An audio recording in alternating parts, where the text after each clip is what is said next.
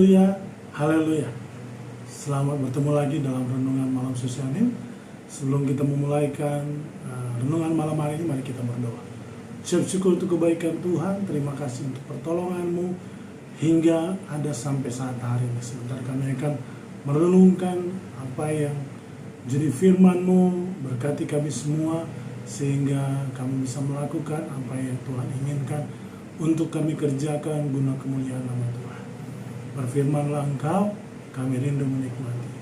Dalam nama Tuhan Yesus Kristus, haleluya, amin. Haleluya. Mari kita buka bersama-sama di dalam 1 Petrus 4 ayat yang ke-7. 1 Petrus 4 ayat yang ke-7. Kesudahan segala sesuatu sudah dekat. Karena itu kuasailah dirimu dan jadilah tenang supaya kamu dapat berdoa. Ya, kembali lagi saya bacakan, kesudahan segala sesuatu sudah dekat. Karena itu kuasailah dirimu dan jadilah tenang supaya kamu dapat berdoa. Haleluya. Hari-hari ini kita sering mendengar hal-hal yang luar biasa terjadi. Bencana, virus, kecelakaan dan apa yang terjadi. Itu adalah tanda-tanda bahwa kesudahan segala sesuatu sudah semakin dekat. Maka itu tema malam hari ini adalah kuasailah dirimu dan hiduplah bijaksana. Bagaimana supaya kita bisa menguasai diri kita dan bisa hidup bijaksana di zaman yang semakin edan, ya, firman dalam bahasa dunia semakin edan, semakin tidak menentu, karena memang kesudahannya sudah semakin dekat. Amos 5 ayat 13 dikatakan di situ, sebab itu orang yang berakal budi akan berdiam diri pada waktu itu, karena waktu itu adalah waktu yang jahat. Artinya di sini adalah orang yang bijaksana tahu kapan dia harus berdiam diri, kapan dia harus berjalan, kapan dia harus bicara, kapan dia harus diam, menahan mulut. Itulah orang bijaksana. Terbaliknya, orang yang tidak bijaksana adalah orang yang tidak bisa mengekang mulutnya. Ceplos tanpa memikirkan hal-hal yang lain. Tetapi firman Allah di sini berkata bahwa sebab itu orang berakal budi akan berdiam diri pada waktu itu, karena waktu itu adalah waktu yang jahat. Banyak hal yang bisa kita ambil dalam poin ini, baik dalam hal kegiatan kita, berbicara, berpikir tentang apapun. Orang bijaksana itu artinya tahu kapan harus diam, kapan harus bicara. Orang bijaksana itu tahu kapan dia harus melakukan sesuatu, kapan dia harus diam. Orang bijaksana itu harus tahu kapan dia harus ngomong dan kapan dia harus diam. Ya, maka di kitab Petrus ini dikatakan, kuasailah dirimu, jadilah tenang supaya kamu dapat berdoa. Ya, ada 3 hal yang akan kita bahas hari ini. Bagaimana supaya kita dapat hidup bijaksana? Ya, 3 hal. Pertama, kuasailah dirimu. Ya, dalam hal apa saja kita bisa menguasai diri kita, atau dalam hal apa saja kita harus menguasai diri kita. Hal yang pertama, 2 Timotius 1 ayat yang ke-7 sampai 9. 2 Timotius 1 ayat 7 sampai 9.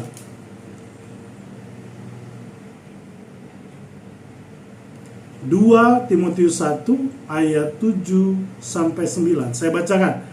Sebab Allah memberikan kepada kita bukan roh ketakutan, melainkan roh yang membangkitkan kekuatan, kasih dan ketertiban.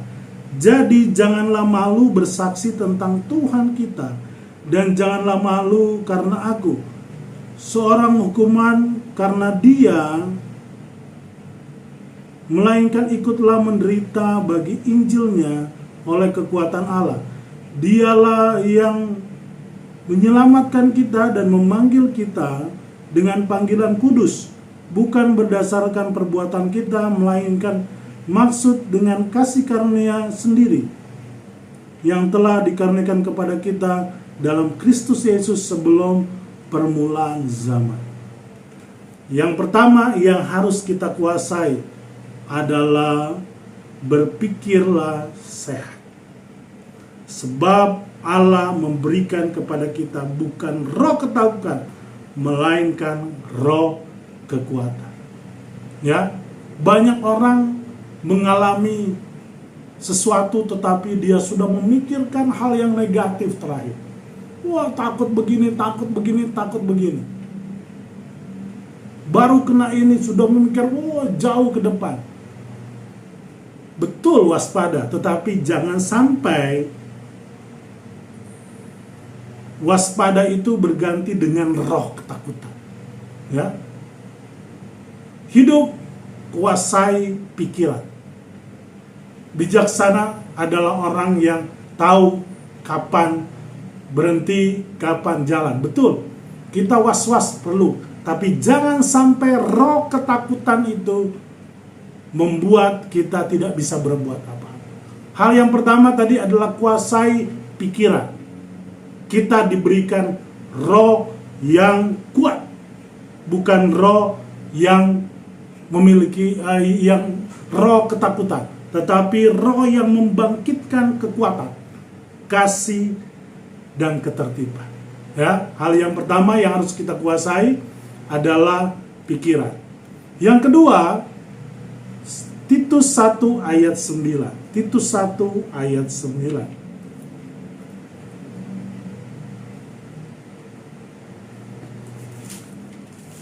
Titus 1 ayat yang ke-9.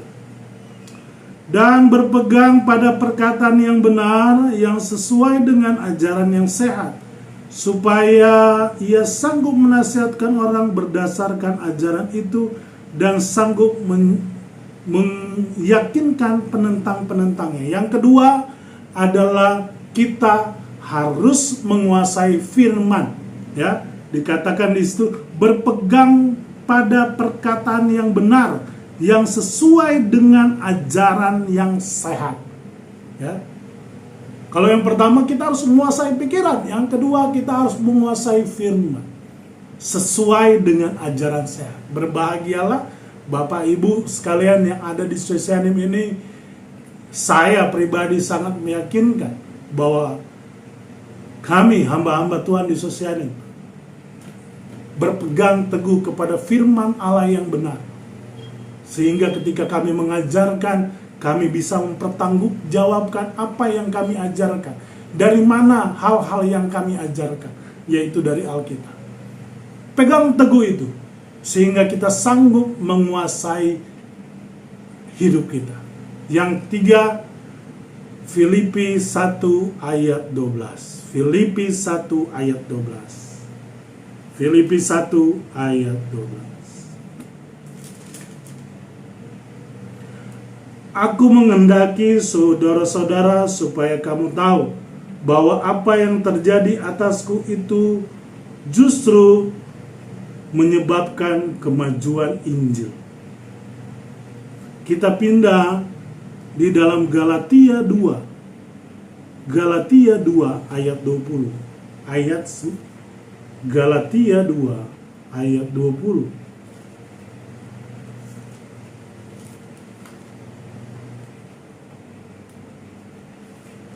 Galatia 2 ayat 20.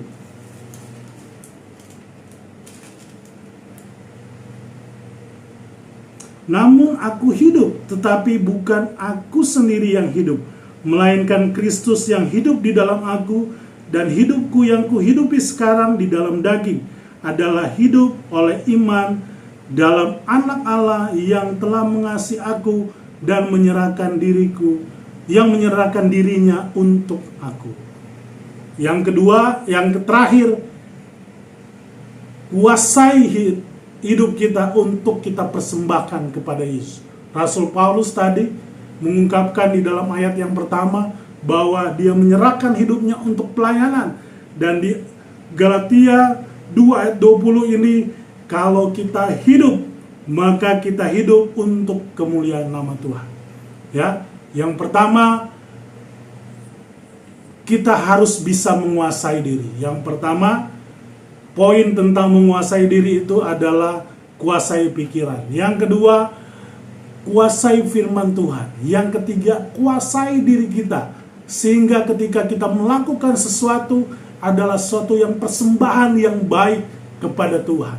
Segala sesuatu yang menjadi suatu pengagungan buat Tuhan. Ketika kita melakukan sesuatu dari hidup kita, itu untuk kemuliaan nama Tuhan.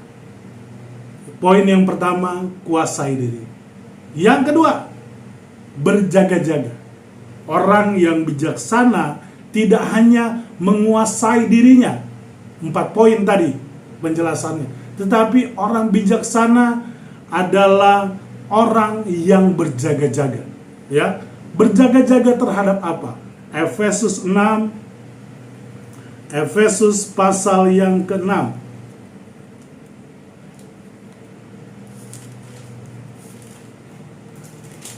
Efesus pasal 6 ayat 10 dan 12. Akhirnya hendaklah kamu kuat dalam Tuhan, di dalam kekuatan kuasanya. Kenakanlah seluruh perlengkapan senjata Allah, supaya kamu dapat bertahan melawan tipu muslihat iblis. Karena perjuangan kita bukan melawan darah dan daging, tetapi melawan pemerintah-pemerintah, melawan penghulu-penghulu, melawan penguasa-penguasa, melawan penghulu-penghulu dunia yang gelap ini, melawan roh-roh jahat di udara. Hal yang kedua, hal yang pertama tadi bijaksana, yang kedua adalah berjaga-jaga. Bagaimana atau terhadap apa kita harus berjaga-jaga? Pertama, terhadap iblis. Efesus 6 ayat 10 dan 12. Ya. Iblis tahu bahwa kesudahan segala sesuatu sudah mulai dekat.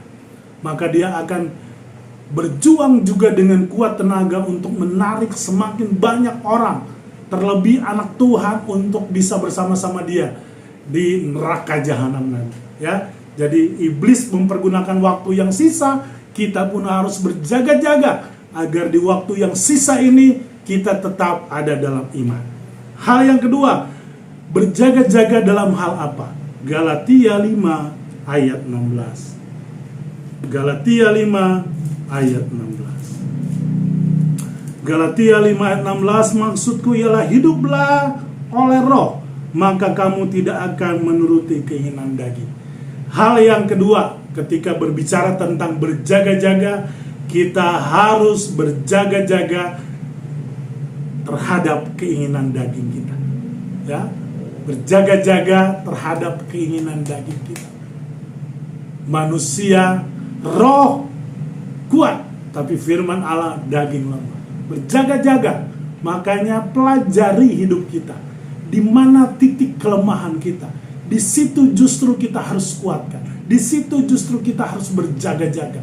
Kalau memang kita tahu kuasai hidup kita, kita tahu di mana kelemahan kita, maka kita akan berjaga-jaga. Yang ketiga, terakhir,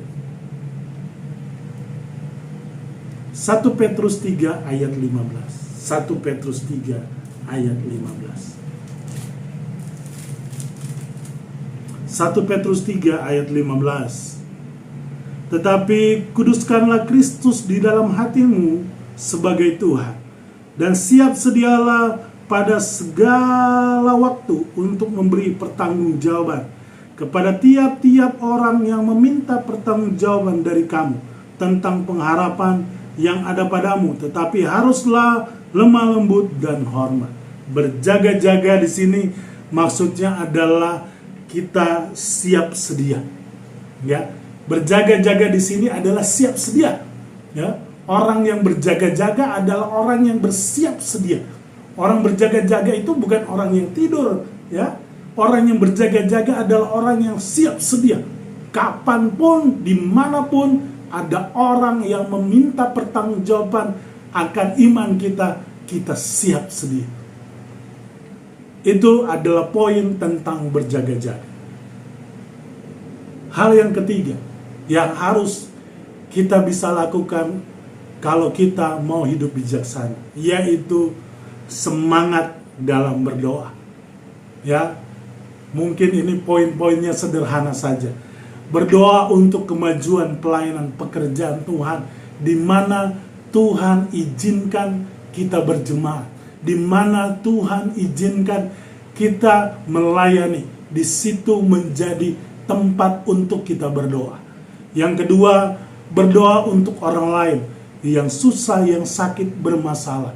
Banyak hal yang Tuhan izinkan ada di hati kita. Tetangga kita kah, keluarga kita kah, anak-anak kita kah, doakan mereka. Waktu saya di sekolah Alkitab, saya selalu terniang Oma Brotlet selalu berkata begini, berdoalah untuk masa depanmu. Lalu dia berkata, kalau kalian sudah punya anak, berdoa untuk anakmu, agar di masa depan nanti dia tidak menangis. Berdoa untuk orang-orang yang kita kasih, sehingga Tuhan melalukan batu-batu dalam perjalanan mereka. Kita doakan dari sekarang. Maka kalau kita ingin menjadi orang yang bijaksana dan menguasai diri kita, poin yang pertama harus orang yang bijaksana, yang bisa menguasai. Menguasai apa saja? Menguasai pikiran, menguasai firman Tuhan, menguasai dirinya sendiri. Yang kedua, berjaga-jaga. Berjaga-jaga dalam apa? Berjaga-jaga terhadap iblis, berjaga-jaga terhadap daging. Berjaga-jaga yang ketiga adalah siap sedia. Yang ketiga adalah orang yang bijaksana, yang menguasai diri itu adalah orang yang suka berdoa, berjaga-jaga. Ya, Ibu Gembala kita sering bilang bahwa doa itu suka diganti dengan malam berjaga-jaga. Ya, Ibu Gembala sering bilang malam berjaga-jaga. Ya, kadang-kadang kalau semalam suntuk, kok kayaknya bahasanya semalam suntuk, tetapi diganti dengan malam berjaga-jaga. Malam di mana orang tidur, kita siap siaga. Ya, berdoa, ya, berdoa untuk pelayanan Tuhan, berdoa untuk orang-orang yang Tuhan taruh di hatimu untuk didoakan. Berdoa juga untuk kita sendiri. Berbicara tentang kita sendiri, maka kita berbicara tentang banyak hal. Keluarga kita pribadi, anak-anak kita, pekerjaan kita, rencana kita ke depan. Doakan itu. Inilah sikap orang-orang yang bisa menguasai diri dan hidup bijaksana. Haleluya. Mari kita tutup dalam doa. Terima kasih untuk segala sesuatu yang Tuhan izinkan terjadi dalam kehidupan kami. Tapi biarlah melalui firman ini untuk kami bisa menjadi orang yang menguasai diri kami dan hidup bijaksana. Tidak hanya hidup bijaksana dalam melayani Tuhan, tapi menghadapi orang lain, kami tetap siap sedia. Terima kasih untuk malam hari ini. Tanamkan firman-Mu bagi kami semua. Segala puji, hormat, kemuliaan bagi Engkau. Dalam nama Tuhan Yesus Kristus. Haleluya. Haleluya. Amin. Sesianim, bangkit, kuat, menang. Haleluya.